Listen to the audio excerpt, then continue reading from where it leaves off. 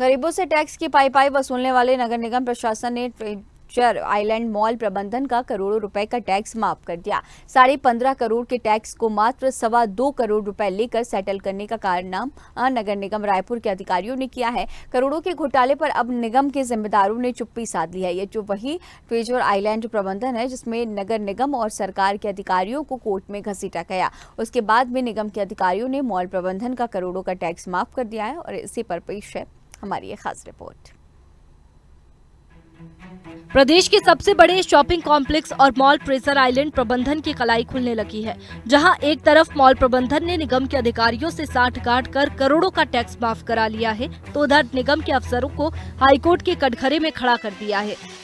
निगम अफसरों और रसूखदार कारोबारियों की जुगलबंदी से सरकार को करोड़ों का नुकसान हुआ है। स्वदेश न्यूज ने इस पूरे मामले में पड़ताल की तो चौंकाने वाले खुलासे हो रहे हैं। स्वदेश न्यूज के पास मौजूद दस्तावेजों के अनुसार ट्रेजर आइलैंड को साल 2008 में इंदौर और रायपुर के कारोबारियों ने शुरू किया था। साल 2011 और 12 में नगर निगम में शामिल होने पर निगम ने टैक्स लेने पर नोटिस भेजा, लेकिन फिर भी मॉल के रसूखदार कारोबारियों ने एक पैसा जमा नहीं किया। जब नगर निगम ने निर्माणाधीन मॉल की जांच की तो 70,000 वर्ग फीट में निर्माण ज्यादा पाया गया, जिसे तोड़ने निगम ने नोटिस दिया तो ट्रेजर आइलैंड प्रबंधन ने निगम को हाईकोर्ट बिलासपुर में घसीट दिया। मॉल प्रबंधन ने रिट परमिशन दाखिल कर नोटिस को कोर्ट में चुनौती दी, जिसे कोर्ट ने खारिज कर दिया। नगर निगम रायपुर के महापौर एजाज साहब ने 15 दिन पहले कहा था कि ट्रेजर आइलैंड मॉल में कंस्ट्रक्शन चल रहा है, उसको हम बंद कराएंगे, पर मेरे पीछे आप देखेंगे अभी भी कंस्ट्रक्शन उसमें जारी है। आज का दिन है 25 जून और शाम को 6:50 हो रहे हैं, पर अभी तक महापौर के कहे अनुसार इसमें काम बंद नहीं हुआ। 24 घंटे काम धड़ल्ले से जारी है।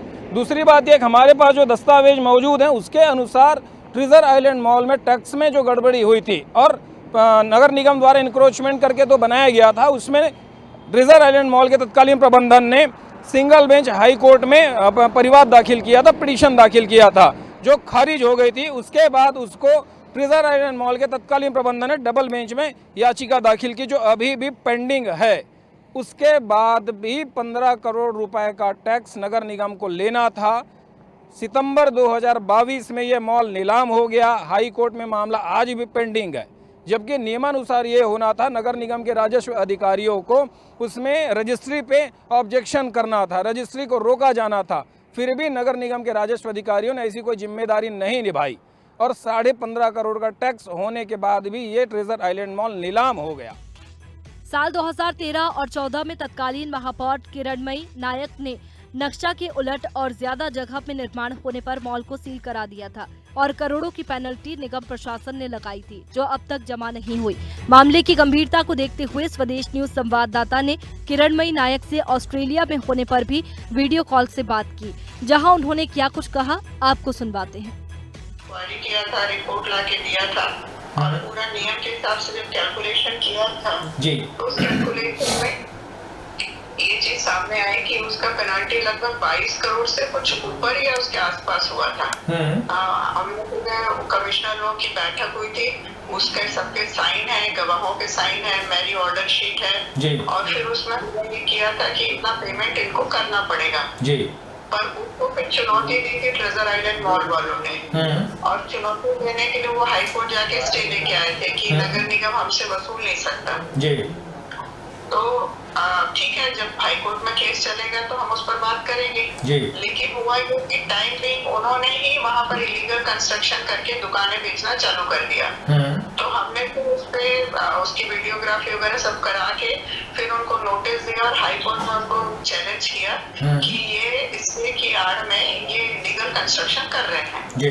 तब से लेकर के अब तक वो कंस्ट्रक्शन बंद था। मैं भी 2012-13 के आसपास की बात होनी चाहिए। मैं थोड़ा सा ईयर को लेके श्योर नहीं, मेरे कार्यकाल का है लगभग वो टाइम 12 के आसपास होना चाहिए। और उसके बाद से फिर वहाँ पर कंस्ट्रक्शन बंद था। पूर्व महापौर किरणमयी नायक के बयानों के बाद समझा जा सकता है कि निगम अफसरों ने दबाव या निजी स्वार्थ के चलते नियमों के विपरीत काम किया है। अधिकारी वेतन तो सरकार से ले रहे हैं, पर वफादारी रसूखदार कारोबारी के साथ निभा रहे हैं। घोटाले का खुलासा होने पर जांच समिति बनाकर जांच करने का आश्वासन देने वाले नगर निगम के आयुक्त IAS अविनाश मिश्रा ने अब चुप्पी साध ली है।